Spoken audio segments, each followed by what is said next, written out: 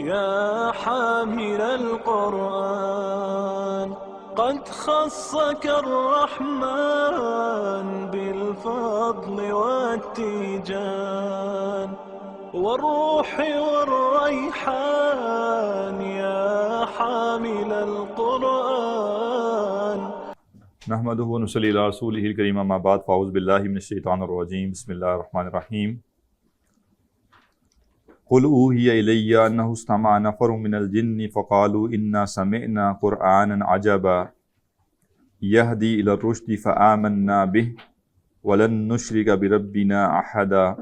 صدق اللہ العظیم. رب اشرح لي صدری ويسر لي امری واحلل عقدۃ من لسانی یفقہوا قولی واجعل لي وزیرا من اہلی آمین یا رب العالمین.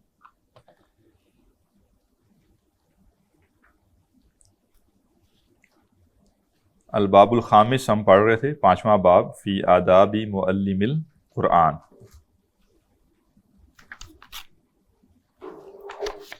فصل 5.1 ہم نے شروع کرنی ہے.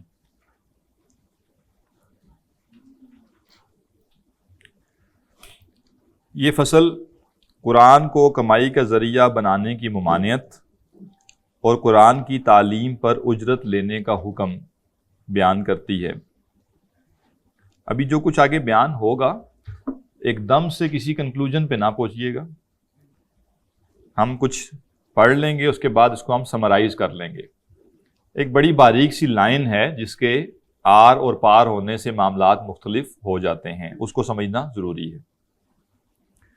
وَمِنْ أَهَمِّ مَا يُؤْمَرُ بِهِ، اور اہم ترین چیزیں جن میں سے جن کا حامل قرآن کو حکم دیا گیا یہ ہے ان یحذر کل الحذر، کہ انسان ہر صورت بچے من اتخاذ القرآن معیشہ، کہ قرآن کو ذریعہ معاش بنا لے، زندگی کے گزران کا ذریعہ بنا لے، کہ زندگی کا گزر بسر اس قرآن کے ذریعے ہوگا.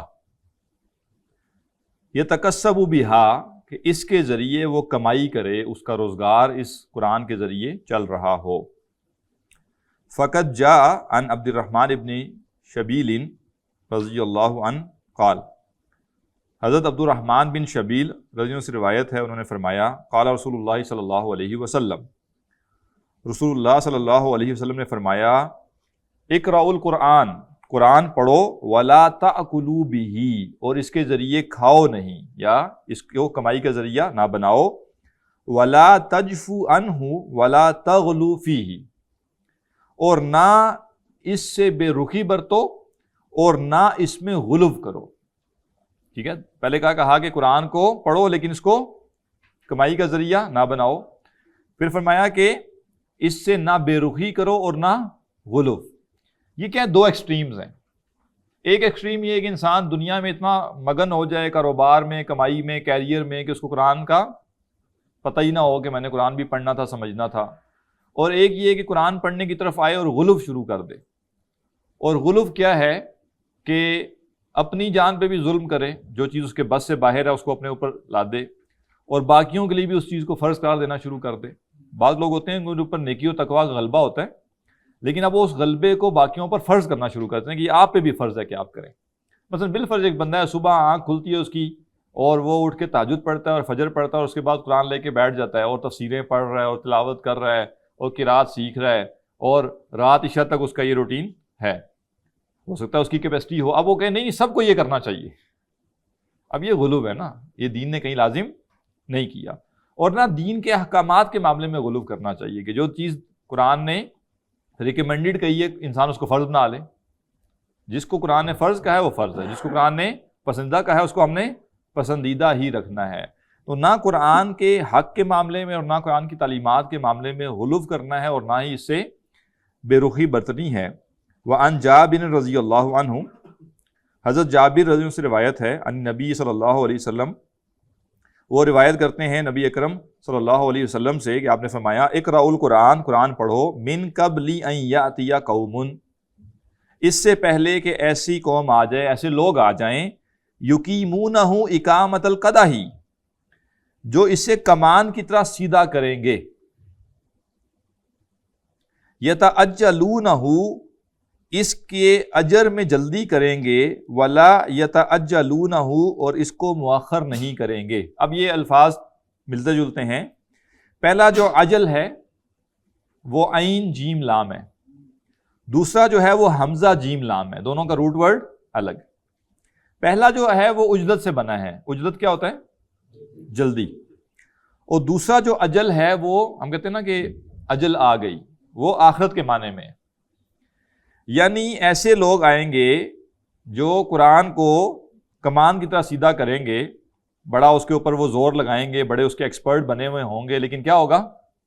یعنی بندہ دیکھ کے امپریس ہو جائے گا، اوہ یہ بندہ ہے جی، قرآن اس کو سمجھ آیا، یا قرآن صحیح ہے بیان کرتا ہے، کیونکہ اس کے پاس ایکسپرٹی ہوگی نا۔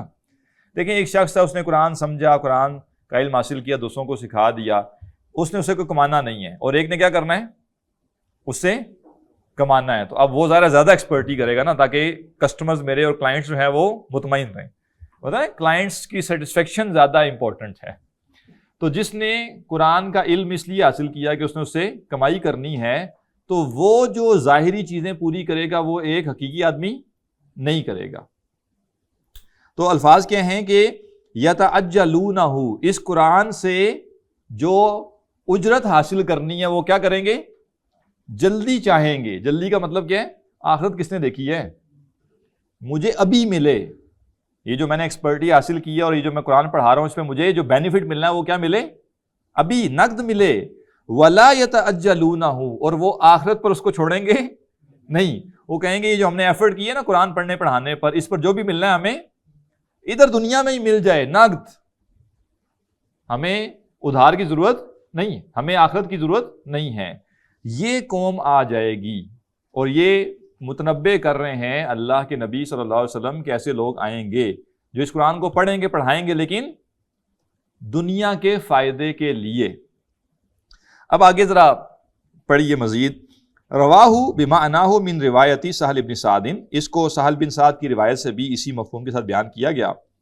معناہ، اس کا معنی یہ ہے یتعجلون اجرہ اما بمال، کہ وہ اس کا جو اجر ہے، اجر کیا ہوتا ہے؟ ریوارڈ، وہ اس قرآن کے پڑھنے پڑھانے کا جو ریوارڈ ہے اس میں جلدی کریں گے۔ کیسے؟ اما بمال، یا تو مال کے ذریعے کہ ہمیں اس کے ذریعے کیا مل جائے؟ مال مل جائے، و اما سمعتن، یا کہ ہمیں شہرت مل جائے، ٹھیک ہے نا، ہمارا یہ چرچا ہو جائے اس کے ذریعے، وہ نحوی ہو، اس طرح کی چیزیں، دنیاوی آؤٹ کم، یا فین فالوئنگ بن جائے، یا ہمیں اس کے ذریعے پیسے مل جائیں، یا ہمیں اس کے ذریعے کوئی عہدہ مل جائے۔ کسی بھی شکل میں ہمیں اس قرآن کے علم کے ذریعے، قرآن کے پڑھنے پڑھانے کے ذریعے فائدہ دنیاوی ہونا چاہیے۔ وعن فضیل ابن عمر رحمہ اللہ تعالی قال، حضرت فضیل بن عمر رحمہ اللہ سے روایت ہے، وہ کہتے ہیں دخل رجلان من اصحاب رسول اللہ صلی اللہ علیہ وسلم مسجدا، رسول اللہ صلی اللہ علیہ وسلم کے دو صحابہ مسجد میں داخل ہوئے، ایک مسجد میں، فلما سلم الامام، تو جب امام نے سلام، یعنی نماز پڑھنے آئے، اور جب امام نے سلام پھیرا، قام رجل، ایک آدمی کھڑا ہوا، فتلا آیات من القرآن، اس نے قرآن کی کچھ آیتیں پڑھی، ثم سأل، پھر سوال نہیں، پیسے دو، مانگنا یہاں پیسے مانگنے کے معنی میں، یہ نہیں کہ اس کے بعد سوال کیے ہیں کہ جا انٹریکٹیو سیشن کرتے ہیں، یہ نہیں، اس نے تھوڑا سا ماحول بنایا اور لوگوں کو جو دینی جذبات ان کے ابھارے، اور ساتھ کیا کہا؟ مجھے کیا چاہیے؟ مطلب یہ نہیں کہ مجھے پیسے دو، یعنی کوئی ایسا طریقہ اختیار کیا کہ لوگ کیا کریں، اس کو فائنینشلی اس کی مدد کریں یا اس کو پیسے دیں۔ فقال احدہما، تو وہ جو دو صحابہ تھے ان میں سے ایک نے کہا انا للہ و انا الیہ راجعون، اس رویے پر یہ کہا سمعت رسول اللہ صلی اللہ علیہ وسلم یقول، میں نے رسول اللہ صلی اللہ علیہ وسلم کو فرماتے ہوئے سنا، سیجیء قوم، ان قریب ایک قوم آئے گی، یعنی کچھ لوگ ایسے آئیں گے، یسألون بالقرآن، جو قرآن کے نام پر سوال کریں گے، مانگیں گے۔ فمن سأل بالقرآن، تو جو قرآن کی بنیاد پر پیسے مانگے، مال حاصل کرنا چاہے، فلا تؤتوہ، تو اس کو نہ دو۔ وہذا الاسناد منقطع، یہ جو ہے اس کی سند منقطع ہے. یہ جو روایت ہم نے ابھی پڑھی آخری، اس کی سند کیا ہے؟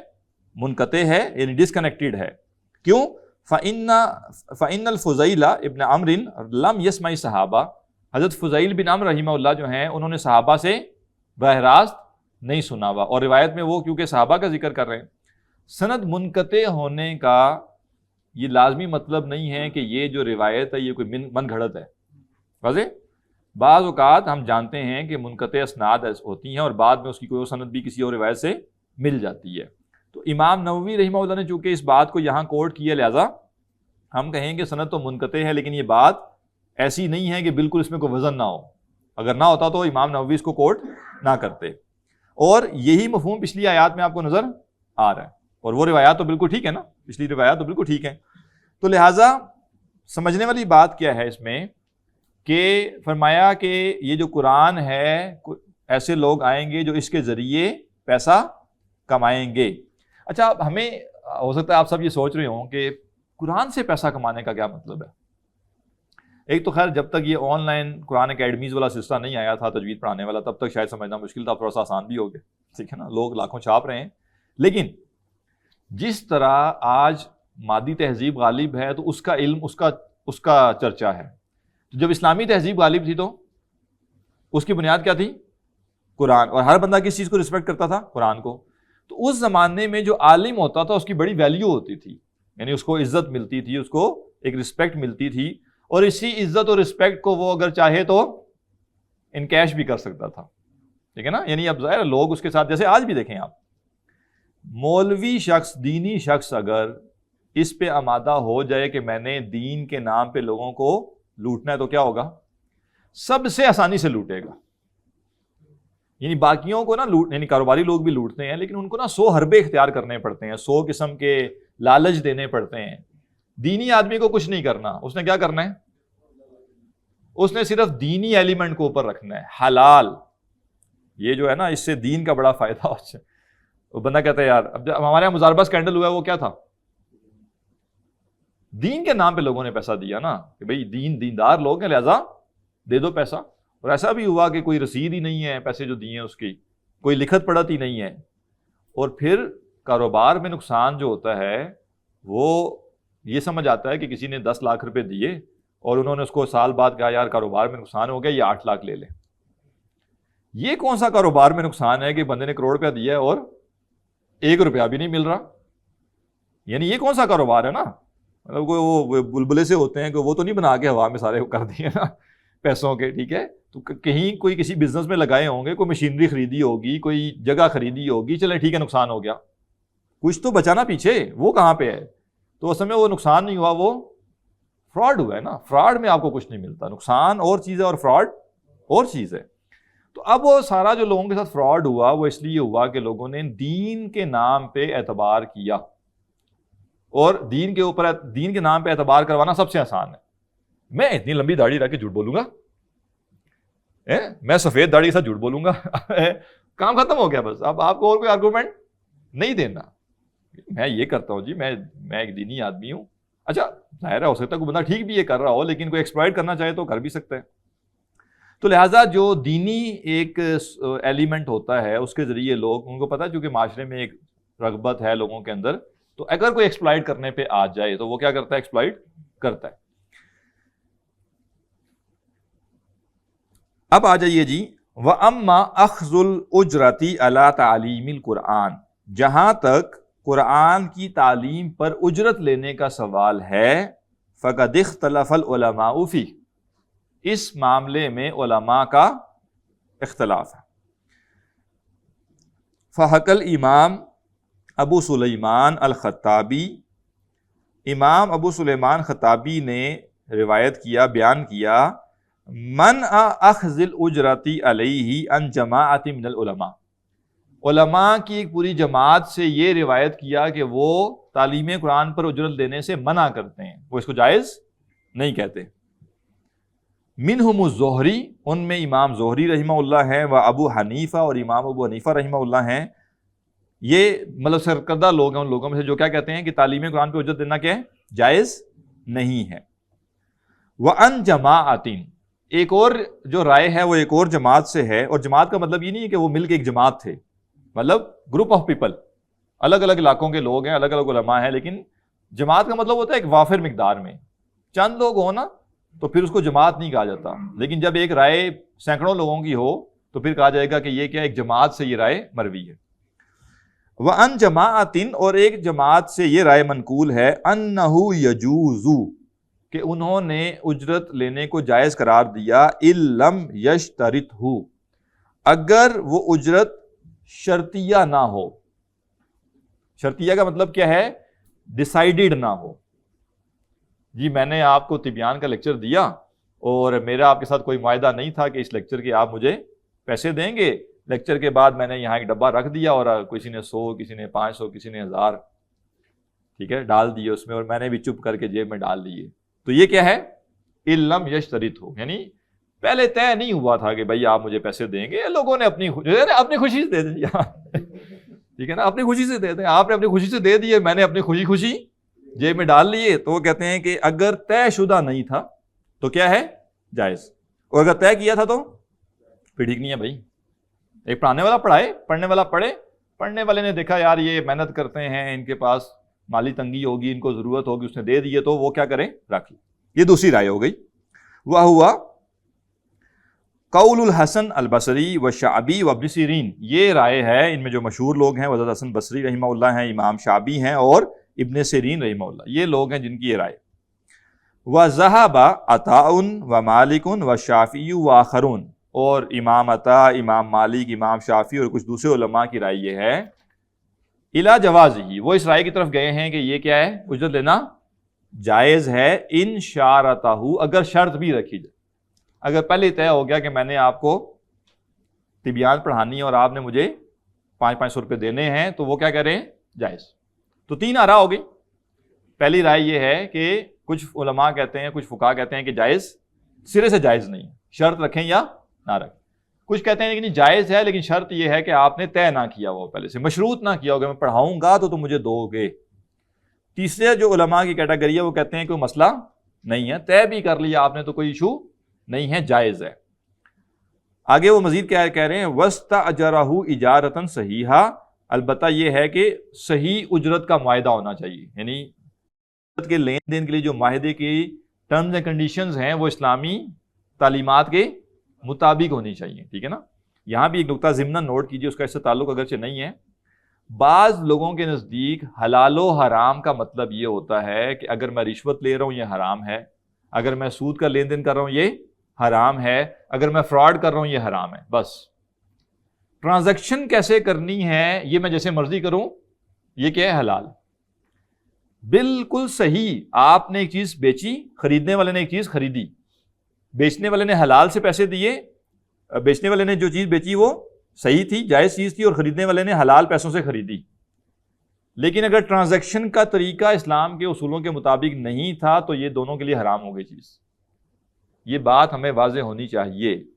آج معاشرے میں جو لوگ حلال کام کر رہے ہیں، کاروبار یا باقی سب چیزیں، ان میں 80-90% لوگوں کا مسئلہ یہ ہے کہ حلال کاروبار میں بھی ٹرانزیکشن کا طریقہ حرام ہوتا ہے۔ مثلا اسلام کا ایک اصول ہے، ایک معاہدے میں دوسرا معاہدہ نہیں ہو سکتا، ٹھیک ہے نا۔ ایک معاہدہ آپ کر رہے ہیں نا کسی سے، میں آپ کو یہ چیز اتنے کی بیچ رہا ہوں، اسی میں آپ یہ معاہدہ بھی کر لیں کہ میں نے آپ سے یہ چیز کرائے پہ لے لی، جائز نہیں ہے، یہ اسلام کا حکم ہے۔ اب اکثر کو نہیں پتا، وہ کہیں گے دیکھیں جی میں تو گھر بیچ رہا ہوں اور میں نے گھر کرائے پہ لیا، اس میں کیا حرام ہے؟ اس میں کوئی حرام نہیں ہے، لیکن آپ نے جو ٹرانزیکشن کا طریقہ تھا وہ کیا کیا؟ حرام کر دیا۔ کیوں کیا حرام؟ کیونکہ آپ نے ایک معاہدے میں دوسرا معاہدہ شامل کر لیا۔ اسلام کا حکم ایسا نہیں کر سکتے۔ کیا کریں گے آپ ایک سیل ایگریمنٹ کریں گے، اس سے آپ نے ایک بندے نے دوسرے کو بیچ دیا، الگ سے ایک آپ رینٹل ایگریمنٹ کریں گے، وہ رینٹل ایگریمنٹ اس معاہدے کا پارٹ نہیں ہوگا۔ واضح؟ اب کوئی بندہ کہے گا جس سے فرق کیا پڑا؟ اس سے زمین آسمان کا فرق پڑتا ہے، لیکن وہ تفصیل ایک الگ ہے، ہم اس وقت فکر نہیں پڑھ رہے۔ لیکن میں عرض کیا کرنا چاہ رہا ہوں، یہ جو انہوں نے کہا نا کہ وَاسْتَأْجَرَهُ اِجَارَةً صَحِیحًا، کام جائز ہے، لیکن اس جائز کام کے لیے جو آپ کا ایگریمنٹ ہوگا، جو ٹرانزیکشن کا طریقہ ہوگا، وہ کیا ہونا چاہیے؟ اسلام کے اصولوں کے مطابق ہونا چاہیے۔ مثلا جیسے اس چیز سے منع کیا گیا کہ ایک ہی جنس کی خرید و فروخت ہو رہی ہو اور اس میں کوانٹٹی اوپر نیچے ہو. مثلا کھجور ہے، میرے پاس جو کھجور ہے وہ 500 روپے کلو ہے، آپ کے پاس جو کھجور ہے وہ 2000 روپے کلو ہے. میں آپ کو 4 کلو کھجور دے کے آپ سے 1 کلو کھجور نہیں لے سکتا. اب آپ کہیں گے اس میں کیا مسئلہ نظر آتا ہے؟ کھجور تو حلال چیز ہے اور میری جو کھجور ہے اس کی 500 ویلیو ہے، آپ کی جو کھجور ہے اس کی 2000 روپے کے جی ویلیو ہے. تو سمجھ آتا ہے کہ میں 4 کلو دوں اور آپ کیا کریں 1 کلو دے دیں. لیکن اسلام نے کہا کہ نہیں، جائز نہیں. ایک ہی جنس میں آپ آپس میں ٹریڈنگ کریں گے تو ایکول پہ ہوگا. اب کیا کریں، اب اپنی 4 کلو کھجور بیچیں، اس کی جو قیمت آپ کو موصول ہوئی ہے اس قیمت سے کیا کریں 1 کلو خرید لیں. کھجوروں کا تبادلہ نہیں ہو سکتا. اگین حکمت پہ میرا یہ اس وقت موضوع نہیں ہے، لیکن عرض میں کیا کرنا چاہ رہا ہوں کہ عام بندہ کہے گا جی ہم نے غلط کیا کیا، لیکن حدیث میں صراحتاً اس کو کیا کیا گیا، اس کو سود قرار دیا گیا کہ آپ ایک ہی جنس کی چیز ایک زیادہ کوانٹٹی میں دوسری کم کوانٹٹی میں اور آپس میں کیا کر رہے ہوں ایکسچینج کر رہے ہیں. ایسا نہیں کر سکتے. تو لہٰذا میں عرض یہ کرنا چاہ رہا ہوں کہ جو لوگ بھی کاروبار کرتے ہیں یا کوئی لین دین کرتے ہیں تو ایٹ لیسٹ ان کو اتنا پتہ ہونا چاہیے کہ اس کا صحیح طریقہ کیا ہے، اس کا جائز طریقہ کیا ہے. ایک ہی معاہدے میں 4 قسم کی ڈیلنگز ہو رہی ہیں اور ایک ہی معاہدہ ہے، یہ صحیح نہیں ہے، جائز نہیں. مطلب قرآن کی نہیں دیکھیں نا، یعنی وہ اجارہ کا جو بھی معاہدہ ہوگا، ٹھیک ہے نا، وہ معاہدہ شرعی. دیکھیں اس میں یہ لیٹ سے میں کہتا ہوں جی میں 2 گھنٹے شام کو پڑھاؤں گا اور آپ نے مجھے 20,000 روپے دینے ہیں، ٹھیک ہے نا. اب ظاہر ہے یہ بات ابھی نامکمل ہے. میں شام کو 1 دن پڑھاؤں گا، 2 دن پڑھاؤں گا، 4 دن پڑھاؤں گا، 6 دن پڑھاؤں گا، 7 دن پڑھاؤں گا، یہ طے ہونا چاہیے. اس میں آپ جو مجھے اجرت دیں گے وہ بالفرض آپ وہ کیش میں دیں گے، جنس میں دیں گے، کسی اجناس میں دیں گے، کیا کریں گے. یہ جو معاہدہ ہے یہ کب تک چلے گا؟ یہ مہینے کا ہے، یہ 2 مہینے کا، یہ فار ایور ہے. تو جیسے ہوتا ہے نا معاہدے میں کئی شکیں ہوتی ہیں. اچھا پھر وہ معاہدہ بھی صحیح نہیں ہوتا جس میں ایک فریق اپنے سارے حقوق محفوظ کر لے اور دوسرے فریق کے سارے حقوق اس میں سے نکال دے. اب وہ معاہدہ بھی ٹھیک نہیں ہے. مثلا میں یہ معاہدہ کرتا ہوں جی کہ میں اگر نہیں بھی آتا تو آپ مجھے پیسے دیں گے اور یہ بھی ہوگا تب بھی آپ مجھے پیسے دیں گے، اور جس نے پڑھنا ہے اس کا کوئی رائٹ نہیں ہے اس میں، ٹھیک ہے نا، وہ بیچارہ ہر حال میں پھنسا. یہ جو IPPs کے معاہدے اس میں کیا ہے، ٹھیک ہے نا، یہ ظلم ہے نا کہ آپ بنائیں نہ بنائیں جو مرضی کریں آپ کو پیسے ملیں گے ہی ملیں گے. تو معاہدہ وہ ہوتا ہے جس میں جو دونوں لوگ ہیں ان دونوں کے حقوق و فرائض کو بیلنس طریقے سے پورا کیا جائے. اگر کوئی معاہدہ ظلم پر مبنی ہے جس میں ایک فریق اپنی کسی طاقت کی وجہ سے، اپنی کسی اس کی وجہ سے سارے رائٹس اپنے پاس رکھ کے دوسرے کو محروم کرتا ہے، تو یہ ظلم والا ہے. جیسے ایک صحابی آئے اور انہوں نے اللہ کے نبی صلی اللہ علیہ وسلم سے کہا کہ میں اپنے بچوں میں سے ایک کو زیادہ دینا چاہتا ہوں. تو آپ نے کہا اس پر پھر کسی اور کو گواہ بناؤ، مجھے نہیں. اب یہ صحیح چیز نہیں، مطلب تمہارے بچے ہیں اور تم نے ان کو گفٹ دینا تو کیا کرو برابر دو، ادروائز مجھے اس پہ گواہ نہ بناؤ. تو یہ کیا ہے کہ جو بھی معاہدہ ہے چاہے اس کی 2 شکیں ہیں، 4 ہیں، 6 ہیں، وہ اسلام کی تعلیمات کے مطابق ہونی چاہیے.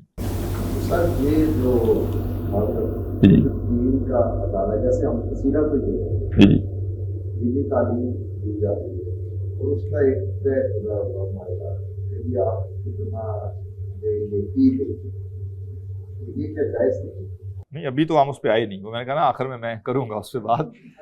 ابھی تو یہ چیزیں چل رہی ہیں نا، ابھی تو پہلے آپ علماء کی رائے پڑھ لیں. اس کو کنکلوڈ پھر میں کروں گا کہ یہ اس کا، اس لیے میں نے کہا وہ بڑی تھن لائن ہے، ٹھیک ہے نا، وہ بڑی تھن لائن ہے، اس کے آر پار کرنے سے چیزیں مختلف ہو جاتی ہیں. اچھا اب وہ کہہ رہے ہیں وقت جاء بالجواز الاحادیث صحیحہ، قرآن کی تعلیم پر اجرت لینے کے لیے کے اوپر صحیح احادیث موجود ہیں. صحیح احادیث میں قرآن پر اجرت لینے کے کیا ہے، اجرت لینا کیا ہے، جائز. مثلا ایک حدیث آپ سب نے بڑی مشہور سنی ہوئی ہے، سورہ فاتحہ کا جو دم ہونا ہے، ٹھیک ہے نا.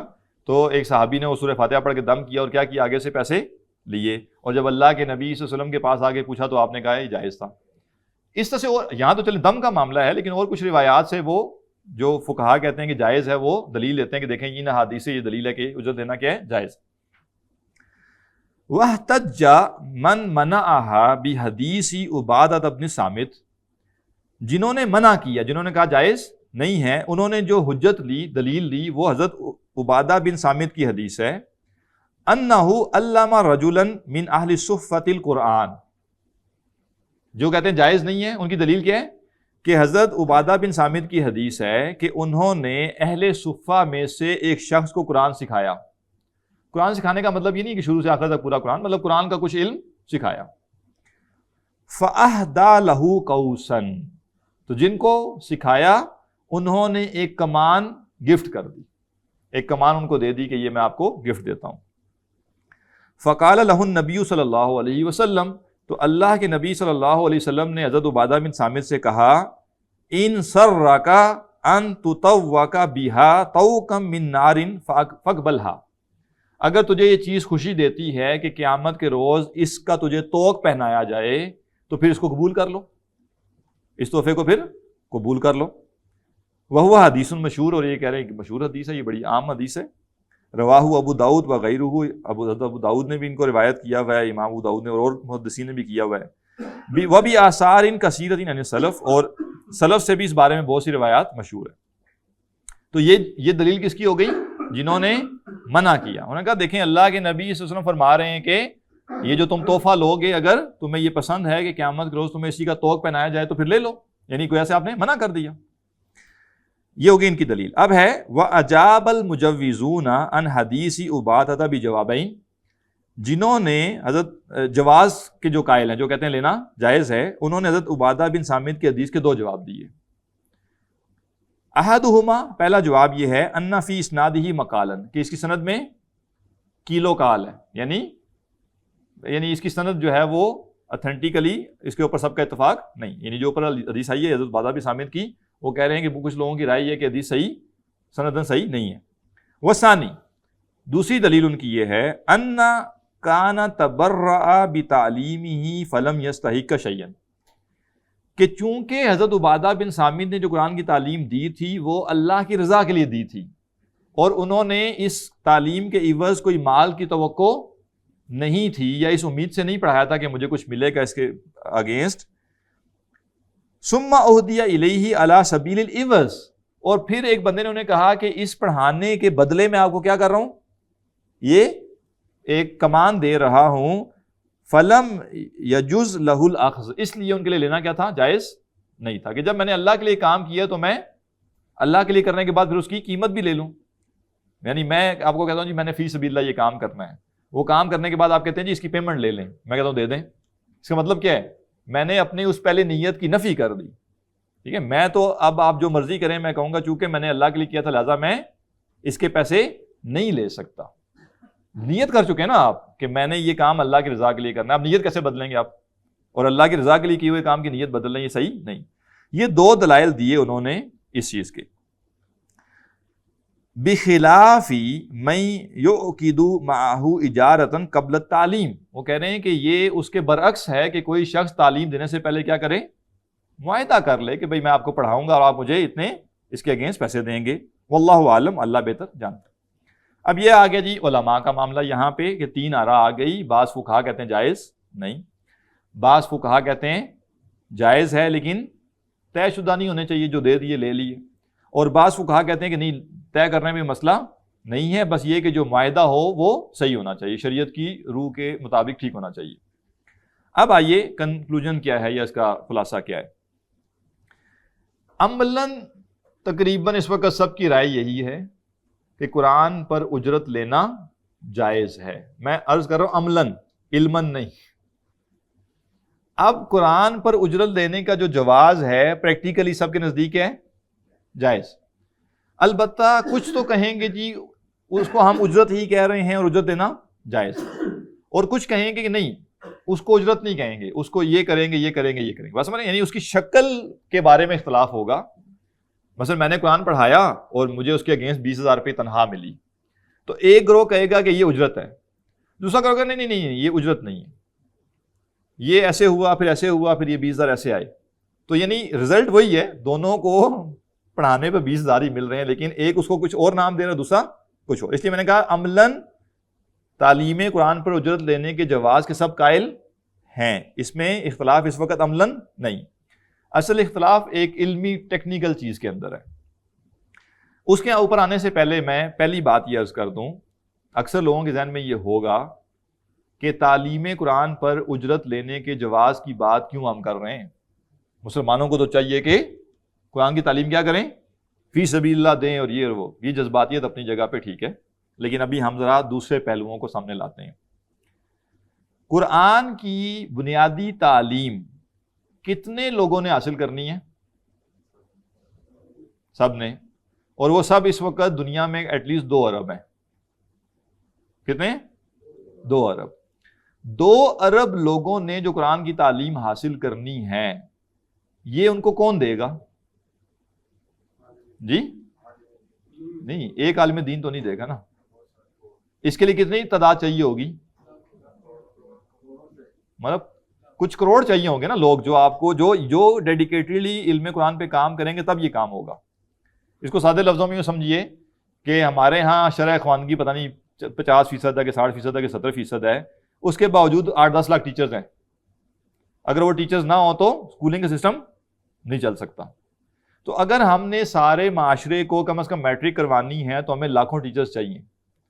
تو اگر ہم نے سارے انسانوں کو بنیادی قرآن پڑھانا ہے تو روبوٹس نے تو یہ کام نہیں کرنا، ہمیں لاکھوں بلکہ کروڑوں لوگ اس کام کے لیے چاہیے۔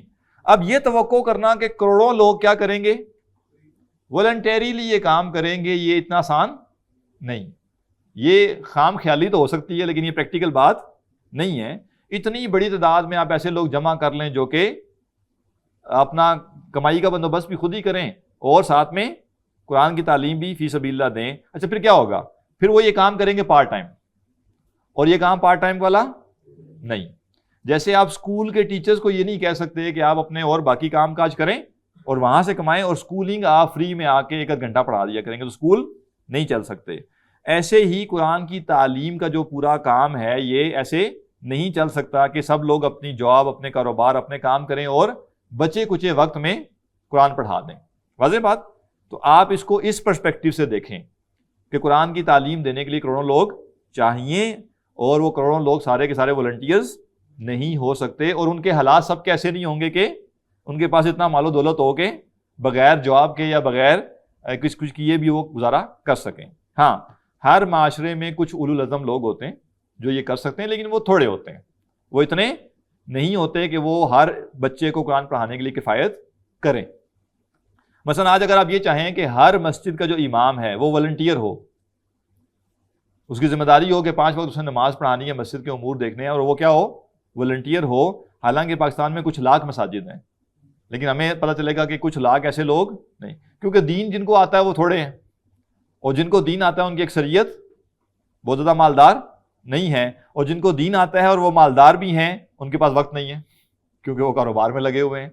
لہذا وہ لوگ جن کے پاس یہ وقت بھی ہے کہ وہ 5 وقتہ نماز کی ذمہ داری لیں، اور ان کے پاس اتنا مال بھی ہے کہ 1 روپیہ لیے بغیر امامت کروا دیں، ایسے لوگ بہت تھوڑے ہیں اور مسجدیں زیادہ ہیں۔ تو لا محالہ آپ کے پاس حل کیا ہے کہ آپ کچھ لوگوں کو ہائر کریں تاکہ مسجدوں میں نماز کا نظام چلتا رہے، یہ نہ ہو کہ نماز کا وقت ہو تو نماز پڑھانے والے ہی نہ ہو۔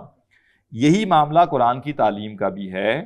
یہ سپرفیشل بات ہوگی کہ یہ کہا جائے کہ قرآن کی تعلیم ساری کی ساری والنٹریلی ہونی چاہیے، ایسا ممکن نہیں۔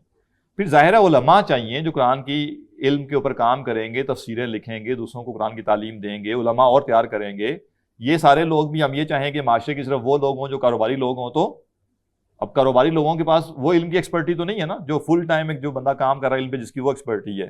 لہٰذا لا محالہ اس کے علاوہ حل نہیں ہے کہ ہمیں ایسے لوگ چاہیے ہوں گے جن کو کچھ پے کرنا پڑے گا، اور وہ کیا کریں گے، وہ علم دین کے لیے اپنے آپ کو وقف کریں گے اور وہ لوگوں کو قرآن کی تعلیم دیں گے۔ واضح یہاں تک بات؟ اب آگے آئیے، یہاں سے آگے 2 رستے ہیں۔ ایک رستہ یہ ہے کہ آپ اس طرف چلے جائیں کہ جی دیکھیں میں نے فزکس پڑھانی ہے، کیمسٹری پڑھانی ہے، میتھ پڑھانی ہے، تب بھی تو میں نے پیسے لینے ہی ہے نا، یا فزکس کیمسٹری پڑھانے والا بھی تو پیسے لیتا ہی ہے نا، لہٰذا میں قرآن کی تعلیم دے رہا ہوں تو میں بھی پیسے لے رہا ہوں، اس میں کیا فرق ہے؟ ایک رستہ یہ، اس میں یہ ہے کہ پھر ناپ تول کوئی نہیں ہے، پھر آپ کی جتنی مانگ ہے آپ رکھ سکتے ہیں۔ مثلا آپ بہت ہی غیر معمولی آدمی ہیں تو آپ کہہ سکتے ہیں جی میں پڑھاؤں گا لیکن میں مہینے کے 2 لاکھ لوں گا، اور اگر آپ اور گڈی چڑھ گئی ہے سوشل میڈیا پہ، آپ کے ملینز فالوورز ہیں، تو آپ پر لیکچر کے بھی پیسے چارج کر سکتے ہیں کہ جی میں ایک لیکچر کے لیے آؤں گا تو 30,000 یا 50,000 روپے لوں گا۔ ایک رویہ یہ ہو سکتا ہے. دوسرا رویہ جو میں سمجھتا ہوں پسندیدہ ہے اور میں اسی کا قائل ہوں، وہ یہ ہے کہ وہ شخص جس نے قرآن کی تعلیم کے لیے اتنا وقت لگانا ہے کہ اس وقت لگانے کے بعد اس کے لیے معاش کے لیے تگ و دو کرنا ممکن نہیں رہے گا.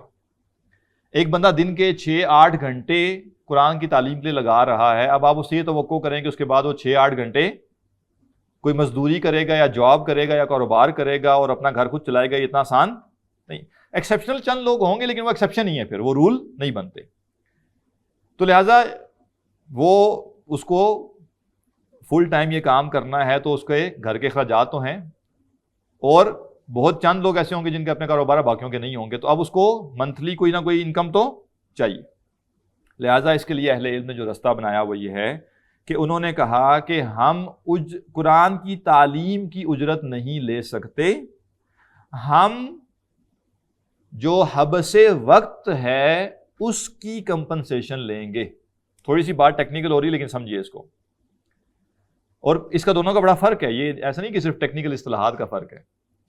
یعنی میں اگر قرآن کی تعلیم دے رہا ہوں اور میرے دن کے 6-8-10 گھنٹے اس میں لگ رہے ہیں، میں تعلیم قرآن کے پیسے نہیں لے سکتا، میں پیسے لوں گا حبس وقت کے.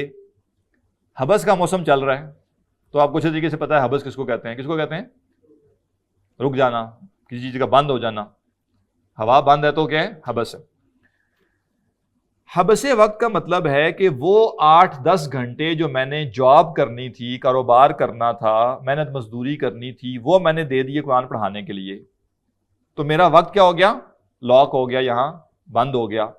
اب اس وقت میں چونکہ میں کما نہیں پایا، لہٰذا مجھے کیا ہے؟ اپنے گھر کے خرچوں کے لیے پیسے تو چاہیے. لہٰذا میں جو لوں گا وہ جو میرے 8-10 گھنٹے آکوپائے ہو گئے، میں اس وقت کے پیسے لوں گا، نہ کہ قرآن پڑھانے کے. واضح جی بات؟ پریکٹیکلی فرق ہے. پریکٹیکلی فرق یہ ہے کہ اگر میں نے قرآن پڑھانے کے پیسے لینے ہیں تو میں یہ کہہ سکتا ہوں کہ جی تجوید پڑھانے کے میں لوں گا 30,000 مہینے کے. آپ نے مجھے تجوید دے دی پڑھانے کے لیے، میں پڑھانا شروع ہو گیا. اب آپ نے کہا جی وہ پتہ چلا جی آپ تفسیر بھی پڑھا سکتے ہیں. ہاں جی، میں نے کہا جی میں بالکل تفسیر پڑھا سکتا ہوں لیکن تفسیر کے 55,000 ہیں. آپ نے کہا جی وہ سنا ہے آپ اصول تفسیر بھی پڑھا سکتے ہیں. میں کہا ہاں اصول تفسیر بھی میں پڑھا سکتا ہوں لیکن اس کے 85,000 ہیں. پھر آپ کہتے ہیں جی وہ علم الکلام بھی سنا ہے آپ پڑھا سکتے ہیں. ہاں علم الکلام تو بالکل میں پڑھا سکتا ہوں لیکن اس کے 1,20,000 ہیں. واضح؟ اب یہ جو ریٹ بدل رہا ہے کیوں بدل رہا ہے؟ ایسا نہیں ہے کہ میں پہلے 2 گھنٹے تھے اب 4 ہو گئے، پھر 6 ہو گئے، پھر 8 ہو گئے. وقت وہی ہے، وہی 8 گھنٹے کی میری ڈیوٹی ہے. لیکن اب آپ نے مجھے مشکل سبجیکٹ دیے تو میں نے کیا کہا کہ میرے پیسے بڑھ رہے ہیں. ایک سائڈ یہ ہے، اور ایک سائڈ یہ ہے کہ جب میں نے کہا کہ میں پیسے لے رہا ہوں حبس وقت کے. حبس وقت کا مطلب یہ ہے کہ جی مجھے گھر کے خرچوں کے لیے 50,000 مہینے کے چاہیے. اگر میں جاب کروں یا کوئی کاروبار کروں تو میں یہ 50,000 کما سکتا ہوں. اب چونکہ میں نے یہ اپنے 8-10 گھنٹے دین کی تعلیم کے لیے، قرآن کی تعلیم کے لیے وقف کر دیے، لہذا مجھے یہ ان 8-10 گھنٹوں کے عوض کیا چاہیے؟ 50,000 روپے چاہیے تاکہ میرا گھر چل سکے. اب ان 8-10 گھنٹوں میں آپ مجھ سے ناظرہ پڑھوائیں، ترجمہ پڑھائیں، عربی پڑھوائیں، تفسیر پڑھوائیں، فقہ پڑھائیں، ٹھیک ہے، علم الکلام پڑھوائیں، میں کیا کہوں گا؟ میں نے 8 یا 10 گھنٹے آپ کے ساتھ طے کیے ہیں، میں یہ اس کام کے لیے دوں گا اور میں اس کے عوض کیا کروں گا؟ 50,000 ہی لوں گا. لیکن اگر میں نے حبس وقت والی بات نہیں کی ہوئی، میں نے کیا کہا ہوا ہے کہ میں تو تعلیم قرآن پر کیا کروں گا؟ اجرت لوں گا. تو پھر کیا ہوگا؟ میں سبجیکٹ وائز پیسے اوپر نیچے کروں گا. جس کا معاملہ حبس وقت والا ہوگا وہ پیسے اوپر نیچے کب کرے گا؟ نہیں، وہ کہے گا دیکھیں جی اب میری ضرورت میں فرق آ گیا. پہلے میری بچے نہیں تھے، اب میرے بچے بھی ہیں اور میرے اتنے اخراجات بڑھ گئے ہیں، تو یا تو میرا وقت ریلیز کر دیں کہ میں جا کر کما لوں، اور اگر میرا وقت آکوپائے ہے تو میری ضرورتیں پوری ہونی چاہیے، لہذا آپ پیسے بڑھا دیں. چاہے آپ نے سبجیکٹ نہیں چینج کیا، جو پڑھا رہا ہے وہی پڑھا رہا ہے، لیکن اب آپ کو پیسے یا آپ بڑھائیں گے یا اسے کہیں گے جی آپ وقت فری ہے آپ کا، جائیے آپ اپنا کام کیجیے. میری نظر میں یہ حبس وقت والی بات ٹھیک ہے، اجرت والی بات ٹھیک نہیں. اور ہمارے یہاں اس وقت یہی چل رہا ہے، ہمارے یہاں حبس وقت کم لوگ ہیں، اجرت والے زیادہ ہیں. آپ ایک بندے کو بلائیں نا، اس کی تھوڑی ایکسپرٹی کم ہے تو وہ ہو سکتا ہے کہے گا جی میں 25,000 روپئے پڑھانے کے لیے تیار ہوں. لیکن جیسے ایک بندے کی تھوڑی ایکسپرٹی ڈیولپ ہوتی ہے یا اس کا تھوڑی اس کی شہرت ہوتی ہے تو وہ پر آور مانگنا شروع کر دیتا ہے، اور ہم یہ بھگت چکے ہیں اس طرح کی چیزیں، ٹھیک ہے نا، کہ جی پر آور اتنا پے کرے جی. اور کچھ لوگوں نے یہ بھی کیا، انہوں نے کہا یونیورسٹی مجھے اتنا پے کرتی ہے، آپ مجھے اتنا پے کر دیں. اور ان کو اس سے بھی غرض نہیں تھی کہ میں یونیورسٹی میں جاب کر رہا ہوں، مجھے وہاں سے ایک ہینڈسم سیلری ملتی ہے، مجھے تو ضرورت ہی نہیں ہے. یا بہت سے بہت میں کہوں کہ جی میں تو اپنی سیلری میں گزارا کرتا ہوں، میں نے گھر سے یہاں تک آنا ہے پڑھانے اور واپس جانا ہے، لہٰذا آپ مجھے اس طرح کریں کہ فیول دے دیں، آنے جانے کا بندوبست آپ کر دیں، تو باقی مجھے نہیں چاہیے. لیکن ماشاءاللہ میں ایسے لوگوں کو جانتا ہوں جو 2.5, 3, 3.5 لاکھ روپے پے لے رہے ہیں، دین پڑھاتے ہیں، یونیورسٹی میں پڑھاتے ہیں، 3, 3.5 لاکھ روپے پے لے رہے ہیں، پھر وہ مختلف کمیٹیوں میں بھی شامل ہیں دینی کاموں کے لیے، اور ہر جگہ سے ان کو پیسے آتے ہیں، اور پھر وہ کسی جگہ پڑھانے جائے اگر ایک کلاس لینے تو وہ اس کا بھی ریٹ بتاتے ہیں کہ اتنا ریٹ ہے اس کا میرا، یعنی گویا وہ یہی دین پڑھا کر مہینے کے 4.5-5 لاکھ روپے بھی سمیٹ رہے ہیں. میری رائے میں واللہ عالم، ظاہر علماء کا ایک طبقہ جائز قرار دے رہا ہے تو میں اس میں بحث میں نہیں پڑھ رہا، لیکن میری رائے میں یہ رویہ مناسب نہیں. صحیح بات یہی ہے کہ بھائی میں نے یہ طے کیا ہے کہ میں دین کی خدمت کروں گا، اب مجھے قربانی دینی چاہیے، لیکن قربانی کون سی؟ جو انسانی بساط میں ہے، وہ قربانی نہیں جو انسانی بساط سے باہر ہے، کیونکہ اس کا اللہ نے ہم سے مطالبہ نہیں کیا. یہ قربانی کہ جی میں 10 گھنٹے دین پڑھاؤں گا، 1 روپیہ بھی نہیں لوں گا، اور میرے پاس کمائی کا کوئی ذریعہ نہیں ہے، لہٰذا بس جی ہم ہوا کھایا کریں گے، ٹھیک ہے نا، H2O سے گزارا کریں گے، اور جو ہے وہ آکسیجن سے گزارا کریں گے. تو یہ ظاہر ہے یہ وہ چیز ہے جس کا مطالبہ ہم سے اللہ نے بھی نہیں کیا. لیکن میری نظر میں جن لوگوں نے دوسروں کو دین کی تعلیم دینی ہے وہ معاشرے کا 1% ہے. یہ 1% اولو العزم لوگ ہونے چاہیے، اور یہ 1% قربانی دینے والے ہونے چاہیے. اور جس نے قربانی نہیں دینی پھر کوئی اور کام کرے، کاروبار کرے، ڈاکٹر بن جائے، انجینئر بن جائے، پائلٹ بن جائے، جو بننا ہے بنے، پھر وہ اس طرف نہ آئے کہ وہ دین کے ذریعے لاکھوں روپے کمائے. اس سے اس کے تو کام چل جائے گا، لیکن معاشرے میں پورا جو دینی مزاج ہے وہ خراب ہو جاتا ہے، اور ہو چکا ہے اس وقت. ہماری ساری یونیورسٹیاں آرام سے 2, 2.5, 3 لاکھ روپے پے کر رہی ہیں جو وہاں پہ لگے ہوئے PhDs ہیں اسلامک اسٹڈیز، اور کخ کسی کے اندر دین نہیں آ رہا.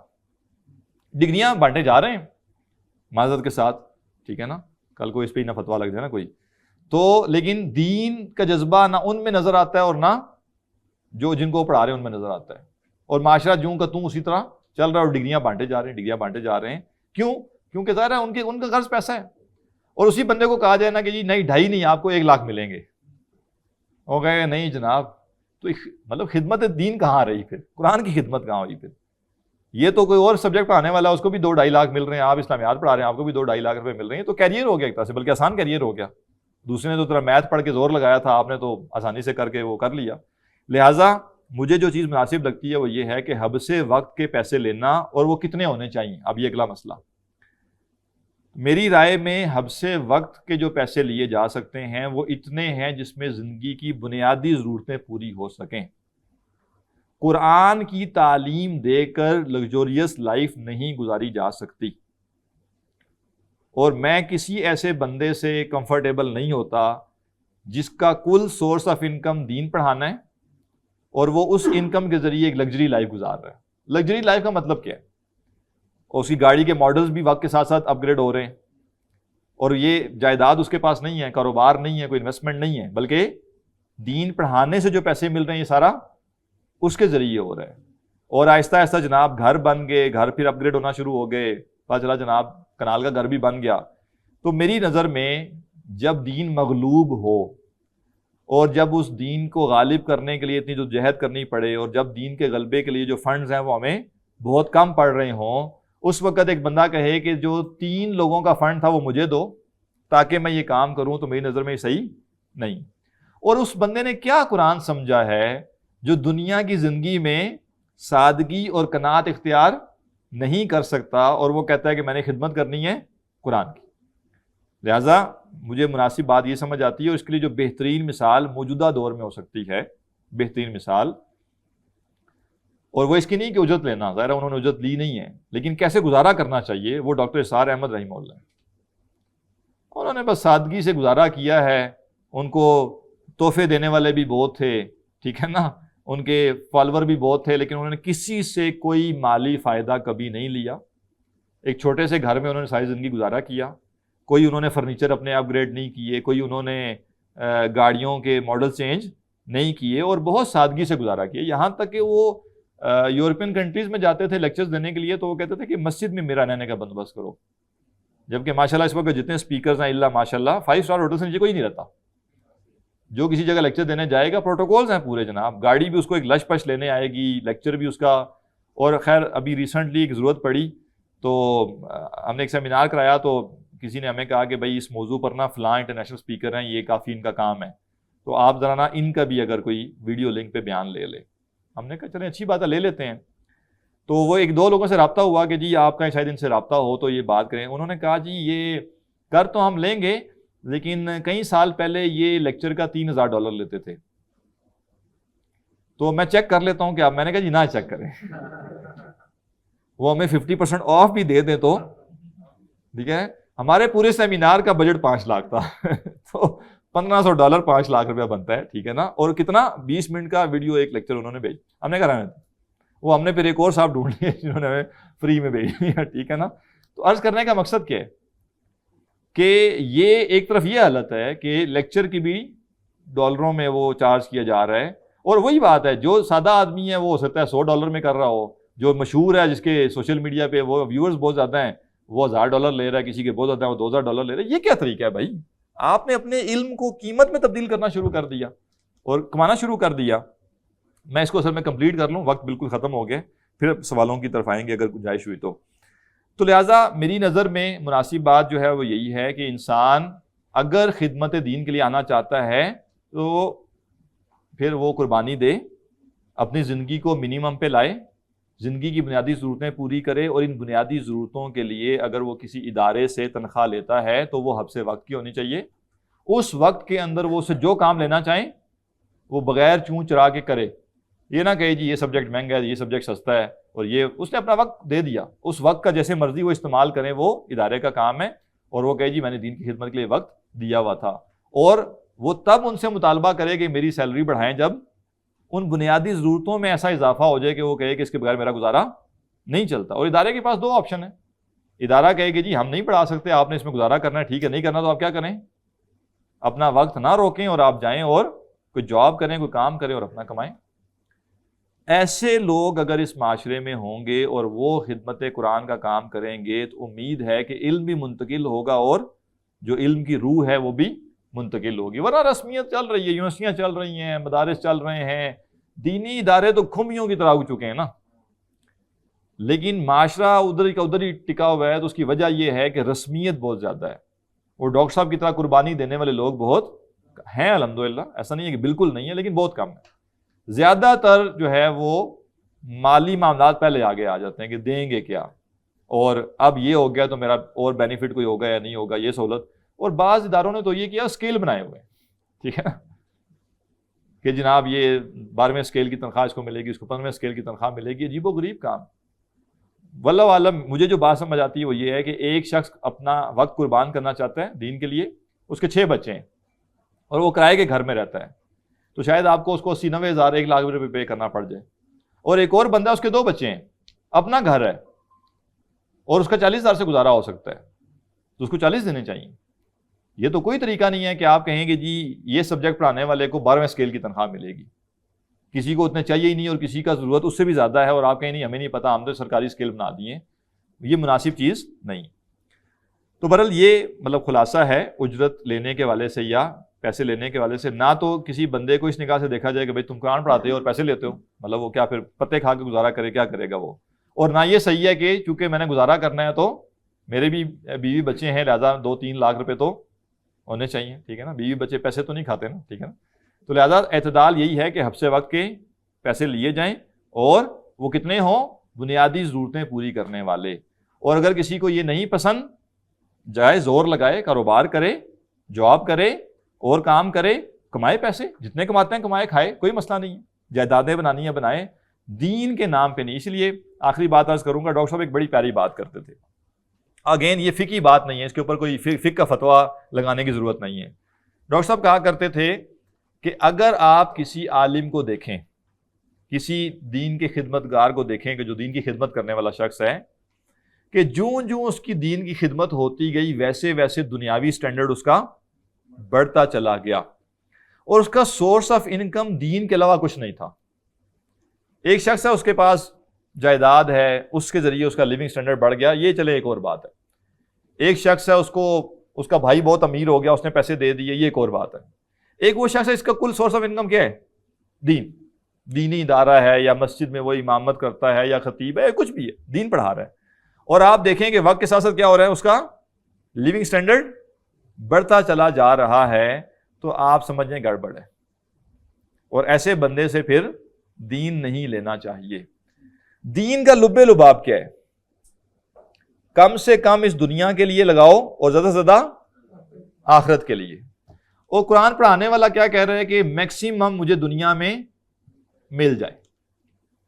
تو اگر حامل قرآن نے بھی لیونگ سٹینڈرڈز کے پیچھے بھاگنا ہے، اس کو کیا پھر تکلیف ہے؟ پھر وہ اور کام کرے، پھر ٹھیک ہے نا، اور جاب کرے اور کام کریں، اور جن کے اندر جذبہ ہے، جن کے اندر ایک آپ کے لیے تڑپ ہے دین کے لیے، وہ یہ کام کرے۔ تو اس معاشرے میں عوام الناس میں تبدیلی تبھی آئے گی جب دین کے لیے قربانی دینے والے لوگ یہ کام کریں گے۔ اب دیکھیں ڈاکٹر صاحب کی بات کہاں تک پہنچی ہے دنیا میں، ٹھیک ہے نا، کروڑوں لوگوں تک پہنچی ہے۔ تو ہمیں اس میں واضح طور پہ وہ اخلاص کا ایلیمنٹ نظر آتا ہے کہ انہوں نے قربانی دی، اللہ نے ان کی بات کروڑوں لوگوں تک پہنچا دی۔ اور ہم وہ بھی دیکھتے ہیں کہ ششکے ہیں بہت زیادہ، ٹھیک ہے نا، زبان ٹیڑھی کر کے باتیں کر رہے ہیں، بڑی پنچ لائنز کٹھی کی ہوئی ہیں، ملینز فالوورز بھی ہیں، معاشرہ جوں کا توں ہے، ٹھیک ہے نا، نہ کفر کون سے مسئلہ ہے، نہ کسی اور کون سے مسئلہ ہے، اور بس لگے ہوئے ہیں، چل رہا ہے کام، اور ان کو فائدہ ہو جا رہا ہے، ٹھیک ہے نا، کسی اور کی گڈی چڑھے نہ چڑھے، ان کی گڈی چڑھ رہی ہے، دن بدن ان کا لائف سٹائل بہتر سے بہتر ہو رہا ہے۔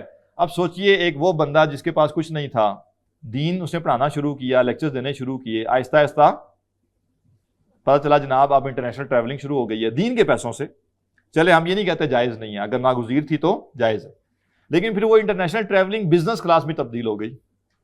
اب حضرت صاحب بزنس کلاس میں سفر کرتے ہیں، ٹھیک ہے نا، اور اب جناب حضرت صاحب جو ہیں وہ ماشاءاللہ ہمارے ہاں کیا اس کو کہتے ہیں، یہ جو فارچونر اور یہ گاڑیاں تو بہت بیسک سی ہیں، ٹھیک ہے نا، عالم صاحب ہیں، ایک شہر سے دوسرے شہر سفر کرنا ہے انہوں نے، اور گاڑی ان کی 4-5 کروڑ روپے کی ہے۔ بھئی اگر آپ نے اپنی جائیداد سے خریدی ہے، والد صاحب نے آپ کو پیسے دیے تھے، یا آپ نے کوئی انویسٹمنٹ کی ہوئی تھی، اس سے پیسے اتنے بڑھ گئے، تو سمجھ آتی ہے کہ آپ کی ذاتی چیز ہے، جو مرضی کریں۔ لیکن اگر آپ دین پڑھا رہے تھے تو دین پڑھانے سے فارچونر کیسے آ گئی؟ ہاں ایک صورت ہو سکتی ہے دین پڑھانے سے فارچونر لینے کا کہ اوور فلو ہو گیا فنڈز کا، دین کے لیے پیسے تھوڑے چاہیے تھے اور فنڈز بہت زیادہ آ گئے، ساری مسجدیں بن گئی، سارے دینی ادارے بن گئے، ساری دعوت و تبلیغ ہو گئی، پھر بھی کروڑوں روپے بچ گئے۔ ہم نے کہا یار چلو 7-8 کروڑ روپے کی گاڑی لے لیتے اس میں سے، ٹھیک ہے نا، ایسا تو نہیں ہوا نا، فنڈز کی تو ہر جگہ کمی ہے، لیکن کمی کہاں نہیں ہے؟ حضرت صاحب کی گاڑی میں کمی نہیں ہے، وہ بہترین لیٹسٹ ماڈل لگژری کار، ٹھیک ہے نا، گھر بھی زبردست، یہ بھی۔ ڈاکٹر صاحب کہتے تھے کہ الرٹ ہو جاؤ۔ تو برحال ہم چونکہ ظاہر ہے ہمارا ڈاکٹر صاحب سے ایک تعلق ہے، تو میں بالکل اس رائے کے ساتھ متفق ہوں کہ داعیے قرآن کو یا حامل قرآن کو ایسا ہی ہونا چاہیے، دین کے نام پہ پیسے ملیں اور اس سے لگژری لائف گزاری جائے، یہ پسندیدہ نہیں ہے اس دور میں، تو بالکل نہیں۔ دین غالب ہو ایک اور بات ہے، دین غالب ہے، سارا کچھ مسلمانوں کے ہاتھوں میں وسائل ہیں، وہ ایک اور بات، مغلوبیت کے دور میں یہ صحیح نہیں۔